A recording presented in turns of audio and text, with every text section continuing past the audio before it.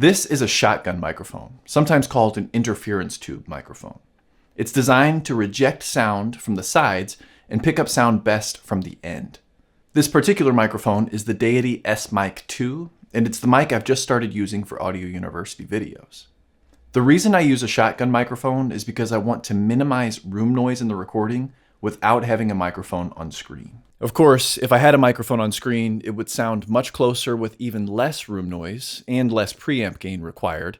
There are certainly drawbacks to using close microphones, though.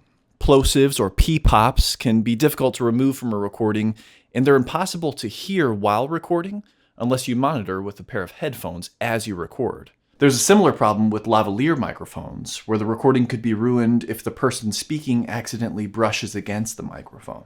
If I place a regular supercardioid microphone more than about 18 inches away, it's going to start to sound a little bit too distant for recording speech. A shotgun microphone allows me to get a clean recording without handling noise, plosives, or on-screen microphones. Let's take a closer look at how shotgun microphones work. There are a few technologies at play here, and I want to focus on two of them: supercardioid polar patterns and interference tubes.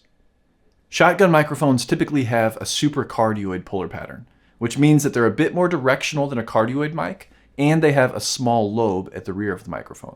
This microphone is set up to supercardioid, which helps reject a bit more of the sound coming from the sides of the mic, rather than being in simply cardioid mode. But let's see what happens when I move the mic as far away as this shotgun microphone currently is. Now I've placed both of these microphones about the same distance away from me, and you can probably hear that the shotgun mic sounds a bit closer. And the large diaphragm condenser, although it's in supercardioid mode, still sounds a bit more distant. What gives a shotgun microphone its ability to reject sounds from the sides even better than a simple supercardioid polar pattern is the interference tube. The interference tube is placed at the front of the microphone capsule, which creates a single direct pathway from the end of the tube to the microphone diaphragm. However, any sounds originating from the side of the mic will need to enter through the slots along the interference tube in order to reach the microphone diaphragm. A sound from the side will therefore take various pathways to the microphone capsule, and each pathway is a different distance. The various pathways will interact, resulting in phase interference and an overall reduced signal level. I wish I could say that shotgun microphones could miraculously capture perfect sound from several meters away, but that's just not true. Unfortunately, this seems to be the promise of some of the marketing that I've seen around shotgun microphones. And some of the most egregious claims come from the manufacturers of ultra-short shotgun microphones. While these small shotgun microphones would be an improvement over the built-in microphone on a camera, they are by nature less effective than longer shotgun mics. Most standard length interference tubes are only effective from about 2 kHz and above. Below that, they're basically just regular supercardioid microphones.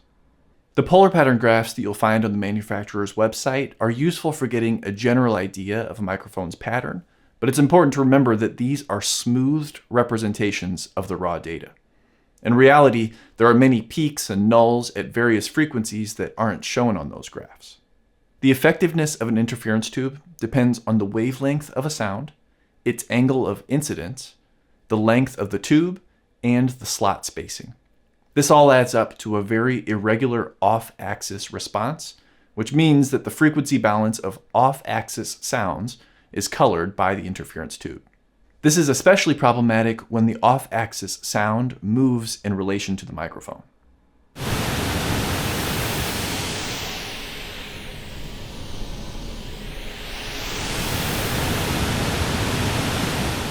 You might also run into problems in especially reverberant spaces. In small rooms with many reflected pathways from the source to the microphone, the on-axis and the off-axis sound will be too similar. It's best to use a shotgun mic where there's a distinct source that's on-axis to the microphone. Shotgun microphones are very useful, don't get me wrong, but it's important to understand the limitations so that you can avoid the drawbacks of using a shotgun microphone. If you found this video helpful, hit the like button and watch the video that's on your screen now. I'll see you there.